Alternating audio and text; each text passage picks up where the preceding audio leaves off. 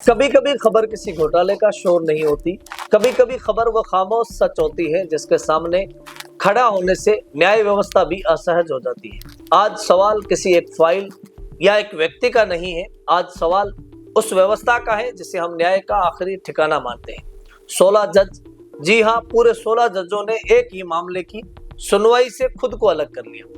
इनमें वे नाम भी थे जो कभी देश की न्यायपालिका की सबसे ऊंची कुर्सी पर बैठे रहे।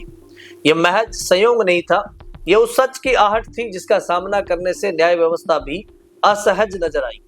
केस था एक ईमानदार अफसर का, और उस ईमानदार अफसर का नाम है संजीव चतुर्वेदी। संजीव चतुर्वेदी वही अफसर जिसने सिस्टम की कीमत पर कभी अपनी ईमानदारी का सौदा नहीं किया, वही अफसर जिसे सबसे ज्यादा ट्रांसफर झेलने पड़े लेकिन कभी झुकना स्वीकार नहीं किया, जिसने आराम नहीं चुना, ईमानदारी चुनी, सुरक्षा नहीं चुनी, सच चुना, कैरियर नहीं चुना, न्याय चुना। साल 2002 भारतीय वन सेवा में नियुक्ति, पहली ही पोस्टिंग में सिस्टम का नंगा सच सामने आ गया। जंगल कट रहे थे, वन्य जीवों का शिकार हो रहा था, जमीन पर नेताओं और बिल्डरों का कब्जा था, और अफसोस अफसर भी इसमें हिस्सेदार थे। संजीव चतुर्वेदी ने चुप्पी को विकल्प नहीं बनाया, उन्होंने सवाल उठाए, शिकायतें की, रिपोर्टें लिखी और एक एक कर घोटालों की परतें खोल दी।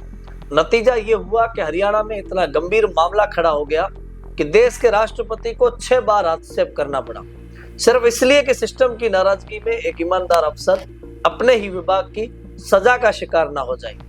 2012 में उन्हें एम्स दिल्ली का चीफ विजिलेंस ऑफिसर बनाया गया, और वहां खरीद में घोटाले, भर्तियों में धांधली, फर्जी कंपनियां, बड़े चढ़े बिल, करोड़ों की रिश्वत, सिस्टम घबरा गया, बड़े बड़े लोग असहज हो गए, मंत्री तक।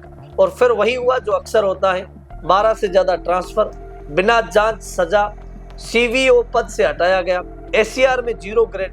जिस अफसर को रेमन मैग्सेसे अवार्ड मिला उसे कागजों में अयोग्य बना दिया गया। उत्तराखंड गए, वहां भी घोटाले उजागर किए, मसूरी, कारबेट, जंगल, जमीन, हर जगह एक ही कीमत, सच बोलने की सजा। अब आते हैं सबसे डरावने सवाल पर।